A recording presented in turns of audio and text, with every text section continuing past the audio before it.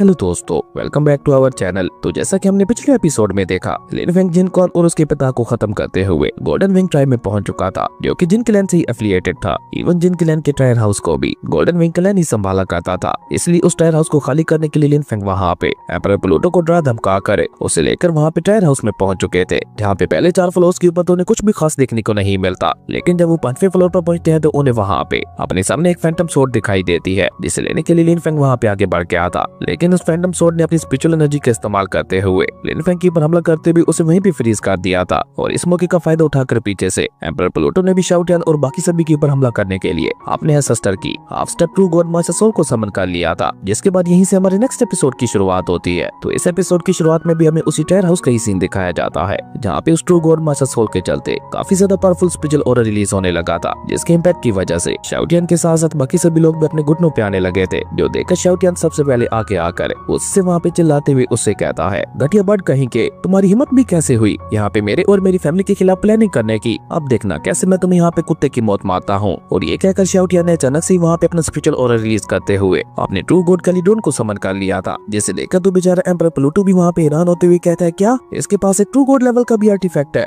जब वो वहाँ पे उस कैलिडोन की स्पिरिचुअल ऑरा को महसूस करता है तो वो वहाँ पे कमीनी स्माइल के साथ मुस्कुराते हुए उससे कहता है, तुम्हारी ट्रू गॉड लेवल का आर्टिफैक्ट है तो बहुत ज्यादा कमाल का, लेकिन अभी तक तुम इसकी ट्रू पावर को एक्टिवेट नहीं कर पाए, जबकि मैं अपनी एंसेस्ट्रल मार्शल सोल को ऑलरेडी उसके पीठ तक पहुंचा चुका हूँ। देखना चाहोगी उसकी ट्रू पावर। और ये कहकर उसने अचानक से वहाँ पे शाओटियान के साथ साथ बाकी सभी के ऊपर भी जानलेवा हमला कर दिया था, जिसका मुकाबला करने के लिए हम देखते हैं कि वहाँ पे शाओटियान के साथ साथ शाओटियान के माता पिता भी अपनी अपनी एनर्जी को कंबाइन करते हुए उसी कैलिडोन के अंदर ही डाल देते हैं। जो देखकर एम्परर प्लूटो वहाँ पे उससे कहता है, मैं भी देखता हूँ कि तुम लोग यहाँ पे अपने इस घटिया कैलिडोन के साथ कब तक मेरा मुकाबला कर पाते हो। और ये कहकर उसकी मास्टर सोल ने वहाँ पे एक एनर्जी बीम का इस्तेमाल करते हुए शाओटियान की कैलिडोन के ऊपर हमला कर दिया था, जिसका मुकाबला करने के लिए दूसरी तरफ से उस कैलिडोन की मास्टर सोल भी वहाँ पे एक एनर्जी बीम का इस्तेमाल करते हुए उस अटैक का मुकाबला करने लगती है। अभी उन दोनों के अटैक्स आपस में टकरा ही रहे थे कि तभी एम्परर प्लूटो वहाँ पे उन लोगों को डराते हुए कहता है, क्या तुम लोग जानते हो कि इस सोर्ड को हम लोग फैंटम सोर्ड ही क्यों कहते हैं? क्योंकि इसका दूसरे मायनों में मतलब है नाइटमेयर। और अपनी इसी कमाल की एबिलिटी का इस्तेमाल करते हुए ये फैंटम सोर्ड लोगों को खत्म करने के लिए एक ड्रीम बर्ड को क्रिएट करती है। और अभी यहाँ पे यही सब तुम्हारे ह्यूमन दोस्त भी फेस कर रहा होगा। एम्परर प्लूटो का ये कहना बिल्कुल ठीक था, क्योंकि हम देखते हैं कि लिन फेंग वाकई अपनी जगह पे फ्रीज होते हुए एक ड्रीम रियलम के अंदर आ चुका था, जहाँ पे उसे चारों तरफ अंधेरा ही अंधेरा दिखाई दे रहा था। और जब उस अंधेरे में लिन फेंग उसे सामने की तरफ देखता है तो उसे वहाँ पे अपने सामने किनक्यू दिखाई देती है, जो कि लिन फेंग को देखते हुए वहाँ पे मुस्कुरा रही थी। लेकिन किनक्यू के साथ साथ वहाँ पे मिंगटियान भी मौजूद था, जो कि वहाँ पे अपनी माँ को इस तरह से मुस्कुराते हुए देख कर उससे सवाल करते हुए पूछता है, मदर आखिर आप यहाँ पे इस तरह से किसको देखकर मुस्कुरा रही हैं? अपने बेटे मिंगटियान की ये बात सुनकर किनक्यू वहाँ पे बहुत ही प्यार से उसके सर के ऊपर हाथ फेरते हुए उसे वहाँ पे कुछ बताने लगती है, जो कि ना तो हमें यहाँ पे सुनाई देता है और ना ही बेचारा लिन फेंग वहाँ पे सुन पाता है। पर जो भी था वो दोनों वहाँ पे लिन फेंग को देखकर उदास होते हुए अपना मुंह फेर लेते हैं। जो देखकर लिन फेंग वहाँ पे चिल्लाकर उनके पीछे भागते हुए कहने लगा था, नहीं किनक्यू, मुझे छोड़कर मत जाओ, मैं अब बहुत ज्यादा तुमसे दूर नहीं रह सकता। लेकिन ये सब कहते हुए जब लिन फेंग वहाँ पे अपनी बीवी और बेटे के पास पहुँचता है तो अचानक से उन दोनों ने वहाँ पे एक डिमोनिक स्पिरिट बीस्ट का रूप ले लिया था, जो कि लिन फेंग को देख कर उसी से वहाँ पे दहाड़ मारते हुए लिन फेंग को वहाँ पे उठाकर काफी पीछे फेंक देता है, जहाँ पीछे की तरफ गिरते हुए लिन फेंग को अभी तक भी वहाँ पे अपनी बीवी किनक्यू की ही याद आ रही थी। वो चिल्लाते हुए वहाँ पे कहने लगा था, नहीं किनक्यू, आखिर तुम ये क्या हो गया? जबकि इस मौके का फायदा उठाकर वो डेमोनिक स्पिरिचुअल बीस्ट वहाँ पे आगे बढ़कर लिन फेंग के ऊपर हमला करते हुए उसकी सोल को डिवोर करने की कोशिश करती है। ये देखकर लिन फेंग की डिमोनिक मास्टर सोल बॉडी वहाँ पे एक्टिवेट हो जाती है, जो कि वहाँ पे अपनी आंखें खोलते हुए उस डिमोनिक मास्टर सोल से कहती है, तुम्हारी इतनी हिम्मत कि तुम यहाँ पे मेरी सोल को डिवोर करने की कोशिश कर रही हो, तुम्हारी इतनी औकात नहीं है कि तुम मेरी सोल को डिवोर कर सको। और ये कहकर अचानक से लिन फेंग की मास्टर सोल बॉडी एक चुटकी बचा देती है, जिसके चलते उल्टा उसने वहाँ पे उस डिमोनिक बीस्ट की सोल को ही डिवोर करना शुरू कर दिया था अपनी डार्क स्वैलोइंग टेक्निक का इस्तेमाल करते हुए। और उसकी वो डार्क स्वैलोइंग टेक्निक इतनी ज्यादा पावरफुल थी कि बेचारे उस डिमोनिक बीस्ट की सोल भी खुद को वहाँ पे नहीं बचा पा रही थी। और देखते ही देखते वहाँ पे सिर्फ कुछ ही पलों में लिन फेंग की डिमोनिक मास्टर सोल बॉडी ने वहाँ पे उस डिमोनिक बीस्ट की सोल को पूरी तरह से डिवोर कर लिया था, जिसके बाद लिन फेंग की डिमोनिक मास्टर सोल बॉडी वहाँ पे दोबारा नीचे आते हुए लिन फेंग की बॉडी के अंदर समा जाती है। और इसी के साथ ही वो पूरा का पूरा ड्रीम रियलम भी वहाँ पे डिस्ट्रॉय हो गया था। और ऐसा होते ही हम देखते हैं कि लिन फेंग भी दोबारा वहाँ पे रियल वर्ल्ड में वापस आ चुका था। जो देखकर तो बेचारे एम्परर प्लूटो को वहाँ पे पूरे 440 वोट का झटका लगता है। वो हैरान होते हुए कहने लगा था, नहीं नहीं, ऐसा नहीं हो सकता, ये तो इम्पॉसिबल है। ये भला यहाँ पे इतनी आसानी के साथ ड्रीम रियलम को डिस्ट्रॉय करते हुए बाहर कैसे आ गया? इसका तो सिर्फ एक ही मतलब हो सकता है कि ये उस ड्रीम डिमोनिक बीस्ट की सोल को कैप्चर कर चुका है। लेकिन ये तो हो ही नहीं सकता, क्योंकि उस मोस्टर की स्पिरिट ट्रू गॉड रियलम के 9th लेवल की थी, तो फिर उसे भला ये मामूली से इंसानी कल्टीवेटर कैसे कैप्चर कर सकता है? आखिर ये किस तरह का मोस्टर कल्टीवेटर है। जबकि ऊपर की तरफ हम देखते हैं कि लगातार वहाँ पे शाओटियान और एम्परर प्लूटो की मास्टर सोल्स वहाँ पे टकरा रही थी, लेकिन एम्परर प्लूटो की मास्टर सोल का पलड़ा वहाँ पे भारी दिखाई दे रहा था और होता भी वहाँ पे बिल्कुल ऐसा ही है। एम्परर प्लूटो की मास्टर सोल ने वहाँ पे शाओटियान की मास्टर सोल के ऊपर हमला करते हुए उसे वहाँ पे डिस्ट्रॉय कर दिया था, जिसके चलते वहाँ पे एक बहुत बड़ा एनर्जी ब्लास्ट भी हो गया था और उसके इम्पैक्ट की वजह से हम देखते हैं कि वहाँ पे शाओटियान के साथ साथ उसके माता पिता भी कह सकते हुए काफी पीछे जा चुके थे। जबकि इस मौके का फायदा उठाकर एम्परर प्लूटो ने वहाँ पे अपनी मास्टर सोल का इस्तेमाल करते हुए दोबारा वहाँ पे शाओटियान के ऊपर जानलेवा हमला करवा दिया था, जहाँ अपनी तरफ आते हुए इतने ज्यादा खतरनाक अटैक को देखकर बेचारे शाओटियान वहाँ पे घबराते हुए कहने लगा था, मुझे लगता है आज मेरा खेल यहीं पे खत्म होने जा रहा है मास्टर, मैं आपको बहुत ज्यादा मिस करूंगा। और ये कहकर बेचारे शाओटियान ने डर के मारे वहाँ पे अपनी आंखें ही बंद कर ली थी। पर तभी अचानक से वहाँ पे कुछ डिवाइन पल्स उड़ते हुए आकर शाओटियान को चारों तरफ से घेर लेते हैं, जो कि सभी वहाँ पे शाओटियान को प्रोटेक्ट करने के बाद आगे बढ़ते हुए जाकर वहाँ पे उस मास्टर सोल के ऊपर भी पावरफुल और प्रेशर डालने लगे थे, जिसके चलते तो वो मास्टर सोल वहाँ पे नीचे जमीन के साथ चिपक चुकी थी। और जब काफी देर तक वहाँ पे कुछ भी नहीं होता तो शाओटियान भी धीरे धीरे अपनी आंखें खोलते हुए सामने का नजारा देखता है, तो उसे अपने सामने वो मास्टर सोल नीचे जमीन पे पड़ी हुई दिखाई देती है, जिसे देखकर जब शाओटियान वहाँ पे अपनी बगल में देखता है तो उसे अपने बगल में अपने मास्टर खड़े हुए दिखाई देते हैं, जिसे देखकर वो वहाँ पे खुशी के मारे उछलते हुए कहने लगा था, बॉस फाइनली आप मुझे बचाने के लिए आ ही गए। लेकिन लिन फेंग तो से वहाँ पे कोई भी जवाब नहीं देता, वो तो अपनी डिवाइन एनर्जी को अपनी फिंगर में समन करते हुए एक एनर्जी बीम के साथ उस मास्टर सोल के ऊपर एक बहुत ही ज्यादा खतरनाक हमला कर देता है। और जैसे लिन फेंग की एनर्जी बीम चाह करे उस मास्टर सोल के साथ टकराती है तो एक बहुत बड़े एनर्जी ब्लास्ट के साथ वो मास्टर सोल ही वहाँ पे डिस्ट्रॉय हो गई थी। और सिर्फ इतना ही नहीं, उस मास्टर सोल के साथ साथ वो एंसेस्ट्रल एरे भी वहाँ पे डिस्ट्रॉय हो चुका था, जिसके इस्तेमाल करते हुए एम्परर प्लूटो ने वहाँ पे इतनी ज्यादा पावरफुल मास्टर सोल को समन किया था, जो देखकर एम्परर प्लूटो वहाँ पे समझ चुका था कि अगर वो वहाँ पे और ज्यादा देर तक रुका रहता है तो वो भी वहाँ पे मारा जाएगा। इसलिए वो वहाँ पे और ज्यादा देर ना करते हुए जल्दी से वहाँ से भागने की कोशिश करने लगा था। पर आप लोगों को तो पता ही है कि लिन फेंग भला अपने दुश्मनों को कहाँ भागने देता है, और यहाँ पे भी बिल्कुल वैसा ही होता है। लिन फेंग पीछे से ही अपनी डिवाइन एनर्जी को समन करते हुए कोल्ड टून में उससे कहता है, तुम्हारी गलती की कोई भी माफी नहीं है, इसलिए तुम्हें तो यहाँ पे मरना ही होगा। और ये कहकर लिन फेंग ने वहाँ पे अपनी डिवाइन एनर्जी को एक स्पीयर का रूप देते हुए उसकी मदद से सीधे ही वहाँ पे एम्परर प्लूटो के ऊपर हमला कर दिया था, जो कि उसकी बॉडी को चीरता हुआ उसके आर पार चला गया था और उसकी डेड बॉडी सीधा नीचे जमीन पे आके गिरी थी। लेकिन शाओटियान का गुस्सा तो अभी तक भी वहाँ पे पूरे तरीके से शांत नहीं हो पाया था, इसलिए वो वहाँ पे जल्दी से आगे बढ़कर उसकी डेड बॉडी को ही मारते हुए कहने लगा था, तुम्हारी हिम्मत कैसे हुई थी मेरी फैमिली को बेवकूफ बनाने की, आप मेरे सामने मेरे ग्रैंडपा को बुली करके दिखाओ। और ये कहकर शाओटियान ने वहाँ पे उसकी बॉडी को एक किक मारते हुए उसी पर हवा में उछाल दिया था, जो देखकर शाओटियान वहाँ पे अपने ड्रैगन सोर्ड को समन करते हुए उससे कहता है, कटिया कल्टीवेटर मरो अब।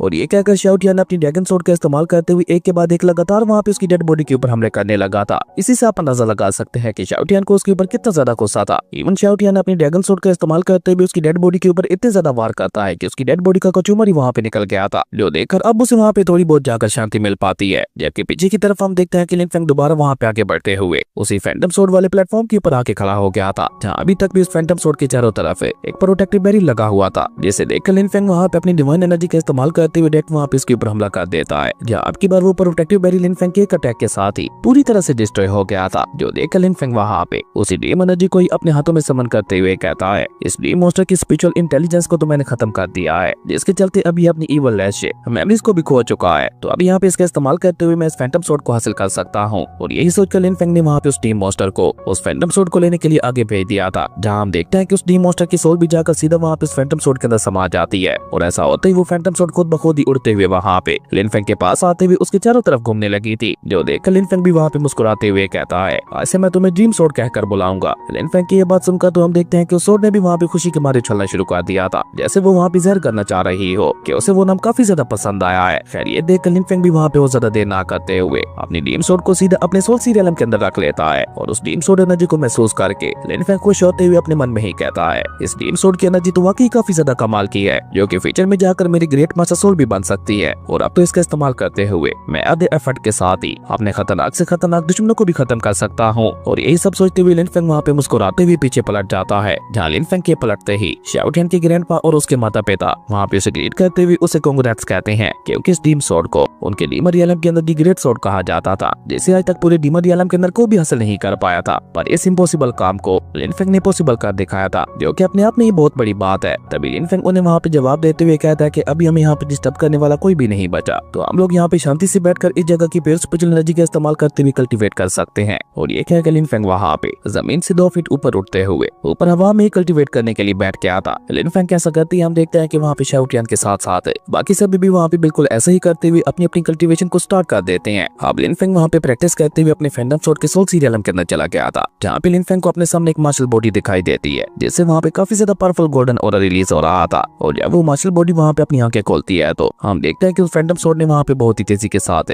उसके चारों तरफ घूमना शुरू कर दिया था, जो देखकर वो मार्शल बॉडी भी वहाँ पे एक बहुत ही ज्यादा पावरफुल और मिस्टीरियस स्वॉर्ड आर्ट को परफॉर्म करने लगा था। और सिर्फ एक ही नहीं, वो एक के बाद एक 3 इसी तरह से अलग अलग स्वॉर्ड आर्ट परफॉर्म करके दिखाता है, जो देखकर लिन फेंग भी थोड़ा चौंकते हुए कहता है कि ये तो यहाँ पे एक के बाद एक 3 अलग अलग स्वॉर्ड आर्ट परफॉर्म करके दिखा रहा है, जिन्हें सीख पाना मुझे लगता है कि काफी ज्यादा डिफिकल्ट होने वाला है। ऊपर से पहला स्वॉर्ड आर्ट है तो फिर भी मुझे थोड़ा बहुत समझ आ पा रहा है, पर बाकी दोनों तो पूरी तरह से मिस्टीरियस लग रहे हैं। और ये कहकर लिन फेंग वहाँ पे उस मार्शल बॉडी के अपीयरेंस को देखते हुए अपने मन में कहता है कि इसके अपीयरेंस को देखते हुए तो ऐसा लग रहा है कि जरूर से ये गोल्डन विंग क्लैन के प्रीवियस एम्परर की ही मास्टर सोल बॉडी होगी। अब मुझे यहाँ पे जितना जल्दी हो सके पहले स्वॉर्ड आर्ट को पूरी तरह से समझते हुए उसे पूरी तरह से मास्टर करना होगा, क्योंकि बस ये एक रास्ता है बाकी दोनों स्वॉर्ड आर्ट्स को समझते हुए कंडेंस करने का। इवन इन तीनों आर्ट्स को समझने के बाद तो मैं इन एक डिवाइन कैरेक्टर में भी ट्रांसफॉर्म कर सकता हूँ। तभी वो मार्शल बॉडी वहाँ पे लिन फेंग से बात करते हुए कहता है, तुम जानते हो स्वॉर्ड इंटेंट को पूरी तरह से मास्टर करने के लिए सबसे इंपॉर्टेंट चीज क्या होती है, जिससे हम अपनी स्वॉर्ड इंटेंट के साथ कम्युनिकेट भी कर सकते हैं। जिसपे लिन फेंग वहाँ पे उस मास्टर सोल बॉडी को जवाब देते हुए कहता है कि हमारा हार्ट है। जिसपे वो मार्शल सोल बॉडी दोबारा लिन फेंग को वहाँ पे जवाब देते हुए कहता है, मैंने अपनी अब तक की जिंदगी में हजारों लाखों फाइट्स लड़ी है, जिनमें मैंने अपने न जाने कितने ही दुश्मनों को मौत के घाट उतारा। जानते हो ये सब मैंने कैसे किया? अपने किलिंग स्वॉर्ड इंटेंट के साथ। और अपने किलिंग स्वॉर्ड इंटेंट को मैं इस हद तक मास्टर कर चुका था कि मुझे अपनी बॉडी भी एक स्वॉर्ड ही लगने लगी थी। इवन तुम ये भी कह सकते हो कि मैं ही हूँ स्वॉर्ड आर्ट इंटेंट। जानना चाहते हो ये सब मैं कैसे किया करता था? तो गौर से देखो। और ये कहकर तो सबसे पहले वो मास्टर सोल बॉडी वहाँ पे 8000 से भी ज्यादा स्वॉर्ड्स को समन करता है, जिसके बाद उसने वहाँ पे एक बहुत ही ज्यादा पावरफुल स्वॉर्ड आर्ट फॉर्मेशन को भी क्रिएट कर दिया था, जिसके अंदर से वहाँ पे एक बहुत बड़ी जेंट स्वॉर्ड निकल कर बाहर आती है, जो कि वहाँ पे बहुत ही तेजी के साथ आगे बढ़ते हुए उस मास्टर सोल बॉडी के ऊपर हमला करने की कोशिश करती है। लेकिन वो मास्टर सोल बॉडी वहाँ पे अपने किलिंग स्वॉर्ड इंटेंट का इस्तेमाल करते हुए उन स्वॉर्ड्स के साथ कम्युनिकेट करने लगा था। और ऐसा होते ही हम देखते हैं कि वो सारी की सारी स्वॉर्ड्स आकर उसके मास्टर सोल बॉडी के साथ ही मर्ज हो जाती हैं, जो देखकर तो लिन फेंग भी वहाँ पे चौंकते हुए कहता है, तो ये मास्टर सोल बॉडी मुझे यहाँ पे ये बताना चाह रही थी। तो ये है true communication of sword intent, जिसका इस्तेमाल करते हुए आप किसी भी स्वॉर्ड को अपने कंट्रोल में ले सकते हैं। इसे सीखने के बाद तो मैं स्वॉर्डमैनशिप की अलग डोर्स को ओपन कर सकता हूँ, जिसका सही से इस्तेमाल करते हुए मैं लॉ ऑफ डिसेंडेंट तक भी पहुंच जाऊंगा, जो कि ट्रू गॉड रियलम की तरह काफी ज्यादा पावरफुल है। खैर उसके बाद सीन चेंज होता है, हम दूर कहीं पहाड़ों के बीचों बीच एक कल्टीवेटर मास्टर को बैठे हुए देखते हैं, जो कि वहाँ पे अपनी कल्टीवेशन प्रैक्टिस कर रहा था, जो कि वहाँ पे अपनी 1000 ऑफ फ्लेम टेक्निक का इस्तेमाल करते हुए कहता है, फायर ही बस एक ऐसी चीज है जो कि एंड तक रहने वाली है, बाकी सब कुछ मिट्टी में मिल जाएगा लेकिन फायर हमेशा जिंदा रहेगी। और ये कहकर जैसे ही वो मास्टर वहाँ पे अपनी खतरनाक फ्लेम को रिलीज करता है तो उसकी फ्लेम ने वहाँ पे बाहर आते हुए अलग अलग फ्लेम ड्रैगन्स का रूप लेना शुरू कर दिया था, जो कि वहाँ पे आसपास की सारी फ्लेम एनर्जी को ऑब्जर्व करने के बाद दोबारा उड़ते हुए वहाँ पे उस मास्टर की बॉडी के अंदर जाकर समा जाते हैं। और ऐसा होते ही हम देखते हैं कि वहाँ पे हेमली रेवोल्यूशन का निर्माण होने लगा था, जो कि दूर से खड़ा हुआ वांग फू भी देख रहा था। असल में जो ये मास्टर ब्रेक थ्रू कर रहा था वो उसका ग्रैंडपा था, और अपने ग्रैंडपा को ब्रेक थ्रू करते हुए देखकर वांग फू वहाँ पे मुस्कुराते हुए कहता है, फाइनली ग्रैंडपा ने सक्सेसफुली ब्रेक थ्रू कर ही लिया। जबकि सामने की तरफ हम देखते हैं कि वो मास्टर भी ऊपर हवा में उड़ते हुए वो सारी की सारी फ्लेम एनर्जी को वहाँ पे अपनी बॉडी के अंदर ऑब्जर्व करते जा रहा था, जिसे ऑब्जर्व करने के बाद उस मास्टर को वहाँ पे अपनी बॉडी के अंदर एक नई पावर कोरा महसूस होने लगा था। तभी वो वहाँ पे अपने ग्रैंडसन को बुलाते हुए कहता है, मेरे बच्चे वांग फू किंग टियान ने इस बार हमारे एल्डर्स को अपने साथ ले जाकर युनमिंग पैलेस को एक बार फिर से मैरिज का प्रपोजल दो। इस बार मेरे प्रपोजल एक्सेप्ट करवा कर ही लौटना, क्योंकि गलती की कोई भी गुंजाइश नहीं है और ना ही इस बार मैं तुम लोगों की गलती को माफ कर पाऊंगा। जिसपे किंग टियान वहाँ पे अपने ग्रैंडपा को ग्रीट करते हुए कहता है, ओके ग्रैंडपा जैसा आप कहें। उसके बाद सीन चेंज होता है, हमें युनमिंग पैलेस के मेन हॉल का सीन दिखाया जाता है, जहाँ पे किंग टियान अपने एल्डर के साथ मैरिज प्रपोजल लेकर पहुंच चुका था। और उसी के लिए यहाँ पे युनमिंग पैलेस के अंदर एक बहुत बड़ी मीटिंग भी बुलाई गई थी, जिसमें किंग के पिता के साथ साथ उसके ग्रैंडपा भी शामिल थे। तभी वो एल्डर जिसका नाम हुआंग शेंडो था, जो कि 9th लेवल का विचुअल गॉड था, वो आगे आकर वहाँ पे एम्परर को मदर सोर्ड दिखाते हुए कहता है, ये एक 9th ग्रेड की विचुअल गॉड सोर्ड है और उसी के साथ साथ 3 6th ग्रेड की टियान हुआंग और काफी सारी डिवाइन मेडिसिन भी मौजूद है, जिनकी अभी के लिए अपनी युनमिंग पैलेस को काफी ज्यादा जरूरत है। प्लीज हमारी वांग फैमिली के इन तोहफों को एक्सेप्ट कीजिए। अपनी ग्रेट एल्डर की ये बात सुनकर हम देखते हैं कि किंग टियान ने भी वहाँ पे और ज्यादा देर न करते हुए सभी तोहफों को बाहर निकाल दिया था, जो देखकर किंग के पिता वहाँ पे परेशान होते हुए कहता है, ये कमीना इस बार लगता है पूरी तैयारी के साथ आया है, कहीं एम्परर इसकी चिकनी चौपड़ी बातों में आकर मैरिज के लिए हाँ ही न कर दें। जबकि ग्रेट एल्डर वहाँ पे अपनी बात आगे बढ़ाते हुए वहाँ पे पैलेस लॉर्ड से कहता है, इस बार हम लोग मैरिज प्रपोजल को लेकर आए हैं। हम जानते हैं कि अभी के लिए युनमिंग पैलेस की हालत बहुत ही ज्यादा खराब है और काफी सारे दुश्मन आपके पैलेस के खत्म होने का इंतजार कर रहे हैं, लेकिन अगर एक बार ये शादी हो जाती है तो आपके युनमिंग पैलेस का मसला हमारे टियानडाओ पैलेस का मसला होगा। हालांकि